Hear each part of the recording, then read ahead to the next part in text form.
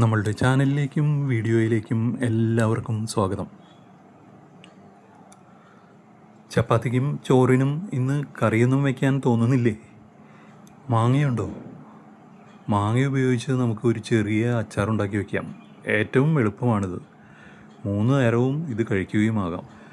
മാങ്ങ കഴുകിയെടുത്ത് തൊലി ചെത്തി വെക്കണം. നല്ല മൂർച്ചയുള്ള കത്തി കൊണ്ട് ഇതുപോലെ മുകൾ ഭാഗം മാത്രം തൊലി കളഞ്ഞു വെച്ചാൽ മതിയാവും. കണ്ടില്ലേ? ഇനി ഇതിനെ നമുക്കൊന്ന് അരിഞ്ഞെടുക്കണം. ഒരു മാങ്ങ പഴുത്തുപോയി, അതുകൊണ്ട് 2 മാങ്ങ മാത്രമേ ഇപ്പോൾ ഉള്ളൂ. എളുപ്പത്തിൽ മാങ്ങ കട്ട് ചെയ്യുന്നതിനായി ഇതുപോലെ നെടുകെ കീറി പല പോർഷനുകൾ ആക്കിയതിനു ശേഷം പിന്നെ കുറുകെ കട്ട് ചെയ്ത് എടുക്കുകയാണ് ചെയ്യുന്നത്. ഈ രീതിയിൽ ചെയ്താൽ നമുക്ക് മാങ്ങ പെട്ടെന്ന് തന്നെ കട്ട് ചെയ്തെടുക്കാൻ സാധിക്കും.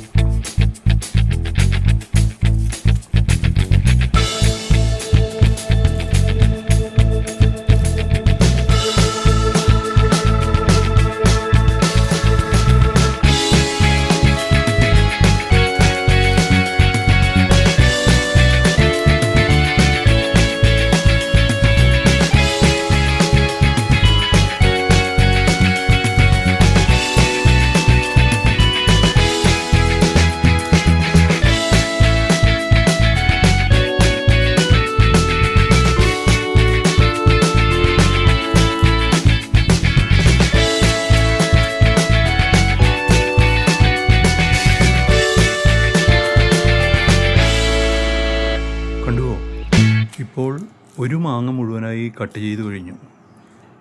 ഇതുപോലെ നമുക്ക് അടുത്ത മാങ്ങയും കട്ട് ചെയ്തെടുക്കാം. കഷ്ണങ്ങൾ മുഴുവനായും കിട്ടിയിട്ടുണ്ട്.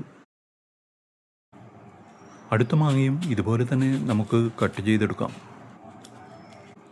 ഈ മെത്തേഡ് ഉപയോഗിച്ച് നമുക്ക് പെട്ടെന്ന് തന്നെ മാങ്ങ കട്ട് ചെയ്തെടുക്കാൻ സാധിക്കും. മാങ്ങ കഷ്ണങ്ങൾ വേണമെങ്കിൽ ഒരു പ്രാവശ്യം കഴുകിയെടുത്തോളൂ. ഇത് നമുക്ക് ഒരു ബൗളിലേക്ക് മാറ്റാം.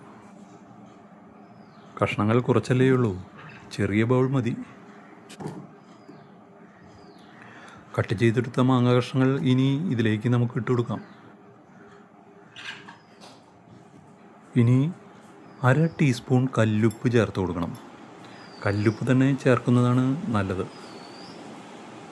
കല്ലുപ്പ് അലിഞ്ഞ് വെള്ളമായി മാങ്ങയിൽ കൃത്യമായി പിടിച്ചോളും. ഇനി ചേർക്കേണ്ടത് മുളക് പൊടിയാണ്. എരിവ് വേണമല്ലോ. 3/4 ടീസ്പൂണോളം മുളക് പൊടി ചേർത്ത് കൊടുക്കാം. ഇത് കുറേശ്ശെയായി ചേർത്ത് കൊടുത്താൽ മതി. ഇനി വേണ്ടത് കായം പൊടിച്ചതാണ്. അത് ചേർക്കുന്നതിന് മുമ്പായി നമുക്ക് ഒന്ന് നന്നായി ഇളക്കി മുളക് പൊടി യോജിപ്പിച്ചെടുക്കാം. മുളക് പൊടിയെ മാങ്ങയിൽ ഇളക്കി യോജിപ്പിച്ചു കഴിഞ്ഞു. ഇനി ഇതിലേക്ക് 1/4 ടീസ്പൂണോളം കായം പൊടിച്ചത് ചേർത്ത് കൊടുക്കണം.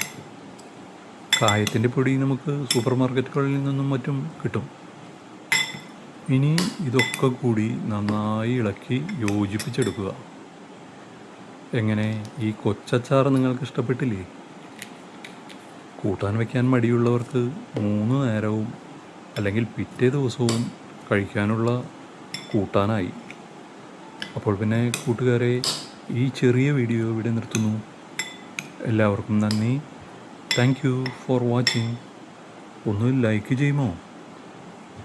സബ്സ്ക്രൈബും ചെയ്തേക്കണേ. അപ്പോൾ പിന്നെ അടുത്ത വീഡിയോയിൽ കാണാം.